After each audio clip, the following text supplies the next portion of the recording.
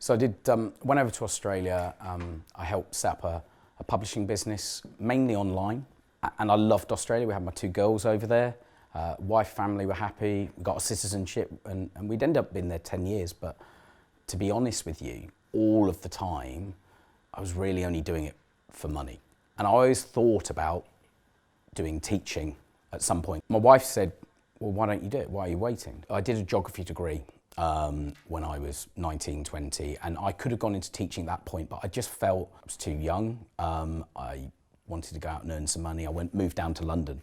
So some of my friends went and became teachers and are still teachers, but I didn't at that point. Well, I think maybe at different points of your life, things become more important, and so if it feels like the right time, then you should definitely go for it, because I think that's the nice thing about teaching, is it is open to all ages and all backgrounds and all experience to what you've had, and I think that's now really taken into consideration, rather than it's sort of, you know, just being somebody out of university, done a PGCE and straight into teaching. I think now it is much more recognised that if you have got a previous background with other skills and other life skills, I suppose, then that's just as valuable as coming out, you know, maybe at a much younger level.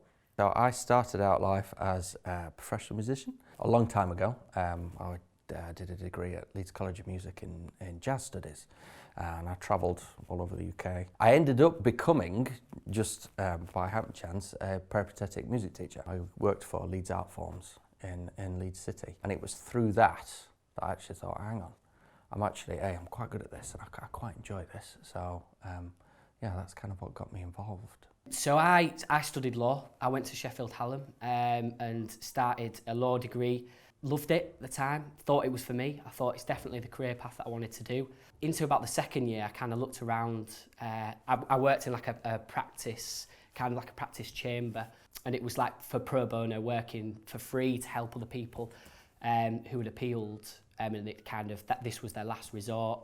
And I kind of looked around and I thought, what am I doing? What am I doing? This just isn't for me. And I'd already done bits at this school. I'd done volunteering work. I just thought there might be something there. People had always told me from a young age, you should do teaching, that's going to be for you. And I kind of just thought, no. I kind of just turned it away and thought, it's not for me. But when I was at uni, it clicked, and I thought, this is for me. I originally left school myself at 16. I didn't want to stay on at school and do A-levels and a degree and take that route, so I actually did an apprenticeship with a local engineering firm. After I completed my apprenticeship, paid for me to go to university and get an engineering degree that way. Really good start in life, really set me up, but after doing that for quite a number of years, I got stuck in a bit of a rut. I was really just bored, and I'd spent a lot of time sitting behind a desk. I'm quite a late bloomer into teaching. I finished my degree and went into banking, so I actually started in the financial sector, worked as a financial advisor for a number of banks, HSBC, NatWest, and the 2008 crash happened. It was very much a job for me. I kind of went to work and I didn't massively enjoy it. Always wanted to work in the science area, that's where my degree was, and I loved being in school, I enjoyed being in school, so I thought, well, do you know what, I'm going to see if teaching is something that I can actually do. I wanted a career change, and it seemed like a good thing to sort of start thinking about. I wasn't sure whether I'd liked it, so I worked as a cover supervisor in a school for a year, in classrooms, and absolutely fell in love with being with kids every day,